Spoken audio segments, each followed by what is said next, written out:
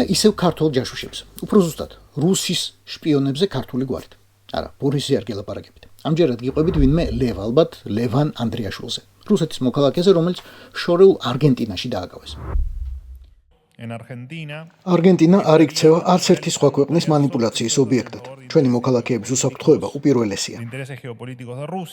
ეს ანდრიაშვილი წლების განმავლობაში ცხოვრობდა არგენტინაში და თებერვალში იქორწინა ვინმე ირინა იაკოვენკოზე, რომელსაც გამოძიება ასევე რუსის ჯაშუშობას მიაწერს. არგენტინელები ასე დეტალებში ალბათ ვერ ერკვევიან, მაგრამ გვარების ჟღერადობამ უნდა დაგაფიქროთ, რომ რუსებმა მსგავსი მისიებისთვის საგანგებოდ შეარჩიეს არარუსული წარმომავლობის ადამიანები. იგივე საკეთებენ ბევრ სხვა ქვეყანაშიც.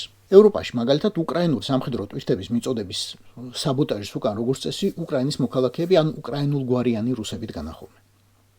არგენტინაში კი ქართულგვარიანი ქმარი და უკრაინულგვარიანი ცოლი რუსულ დიასპორასთან, ადგილობრივ არასამთავრობო ორგანიზაციებთან და რასთავარია, ჟურნალისტებთან მუშაობდნენ. ანდრიაშვილი რუსეთში ოდესღაც თარჯიმანი იყო. იაკოვენკომ კი 2018 წელს პეტერბურგის უნივერსიტეტის ჟურნალისტიკის სკოლა დაამთავრა.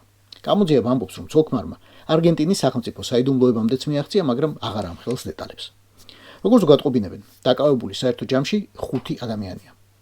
უბრალოდ უნდა გაგახსენოთ, რომ აგერ ახლახანს რუს ჯაშუშთა ქსელი ბრაზილიაში გამოააშკარავეს. არგენტინაში მსგავსი ამბავი წლების წინ მოხდა.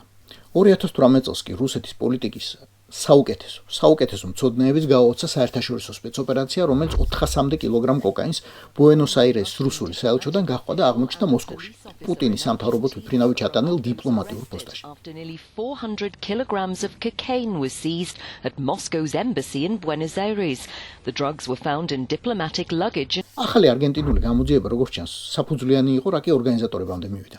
ანდრიაშვილი იაკოვენკოს ოპერაცია პროექტ ლახტას ნაწილიაო, ამტკიცებს არგენტინის სპეცსამსახური. 2 სიტყვით ლახტაზე, სიტყვა თუ არ გეცნოთ. ეს არის უდრო დაღუპული ევგენი პრიგოჟინის პროექტი, რომელიც 2016 წელს ამერიკის არჩევნებში ჩარევაში ამხილეს. პრიგოჟინი იყო პირველი, ვინც სახელმწიფო მასშტაბში შეძინა ტროლბოტების მუშაობას და დებულად გამოიყენა ახალი ტექნოლოგიები, თან ისე რომ რუსეთის ხელისუფლება თითქოს არაფერ შუაში იყო არსად.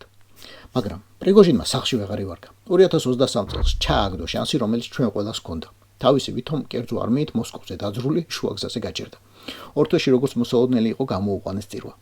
მისი ვაგნერი პრაქტიკულად დაშალეს და სხვა ასევე ვითომ კერძო კომპანიებს შეუერთეს.